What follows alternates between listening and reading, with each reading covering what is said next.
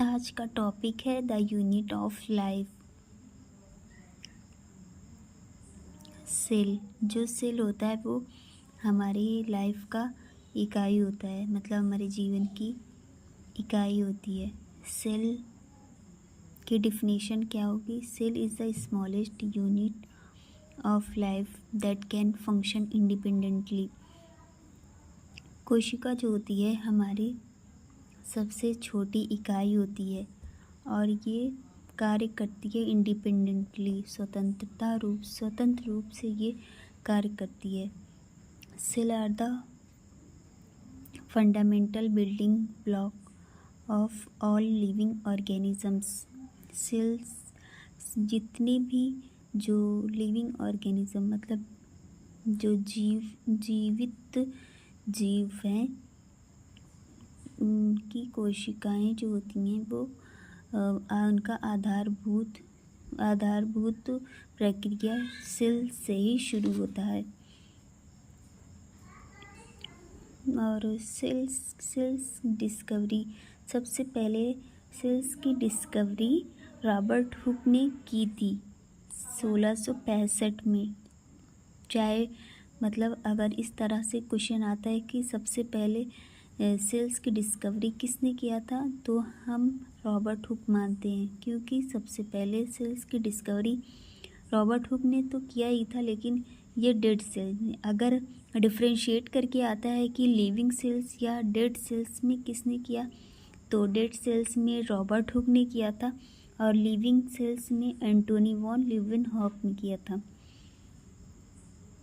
और Robert Hooke ने dead cells में भी कॉर्क सेल लिया था। कॉर्क सेल्स जो होती है ये जो प्लांट्स होते हैं, पौधे होते हैं, ये पादप कोशिकाएं होती हैं, इसे ओक ट्री भी कहते हैं।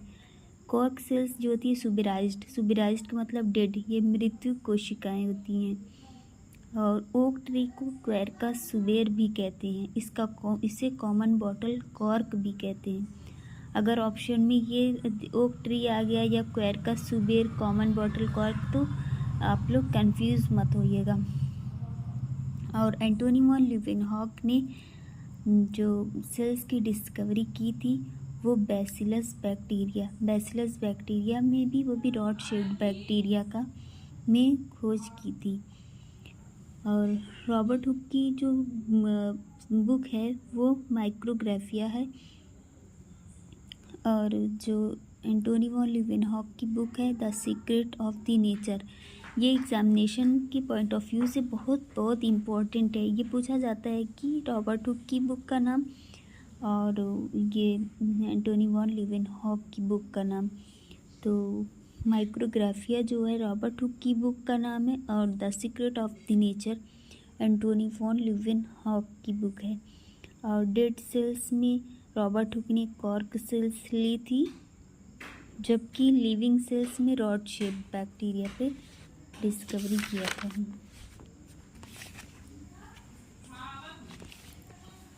और सेल्स जब ढेर सारे ग्रुप ऑफ सेल्स ढेर सारे सेल्स मिलकर टिश्यू का फॉर्मेशन करते हैं, मतलब ऊतक बनाते हैं। ढेर सारे कोशिका मिलकर टिश्यू का फॉर्मेशन बनाते हैं, मतलब टिश्यू बनते हैं। और ढेर सारे टिश्यू मिलकर ऑर्गन्स मतलब अंग बनाते हैं। ऑर्गन मिल करके बॉडी शरीर का फॉर्मेशन करते हैं।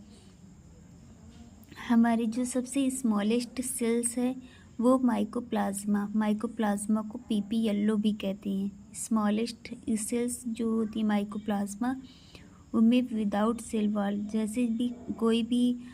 जैसे सेल्स हैं उसमें जो कोशिका भित्ति होती है वो स्मॉलेस्ट सेल्स जो माइकोप्लाज्मा होती है, माइकोप्लाज्मा में सेल वॉल नहीं होती हैं। और जो लॉन्गेस्ट सेल्स होती है वो एनिमल सेल्स में नर्व सेल्स होती है और प्लांट सेल्स में रैमी फाइबर होते हैं। जो एनिमल सेल्स में सबसे लॉन्गेस्ट नर्व सेल्स होती है वो 90 सेंटीमीटर होती है, जबकि जो प्लांट सेल्स में रैमी फाइबर होते हैं 55 सेंटीमीटर होते हैं। रैमी फाइबर जो होते हैं ये हम प्लांट सेल्स पादप की कोशिकाओं से रेमी फाइबर को प्राप्त करते हैं, ऑब्टेन करते हैं। और रेमी फाइबर जो होते हैं बहुत चमकदार रेशेदार होते हैं, बहुत ज़्यादा मजबूत होते हैं। इन्हीं से हमारे कपड़े और कागज़ वगैरह बनते हैं। और ये जो रेमी फाइबर होते हैं इनमें नमी को सोखते हैं, मतलब हाइग्रोस्कोपिक होते हैं, मॉइस्चराइज़र को अब्जॉर्ब करते हैं। और जो लार्जेस्ट सेल्स हैं एनिमल सेल्स हैं। एनिमल सेल्स में ऑस्ट्रिच एग है और प्लांट सेल्स में असीटाबुलेरिया को अम्बेल प्लांट्स भी कहते हैं।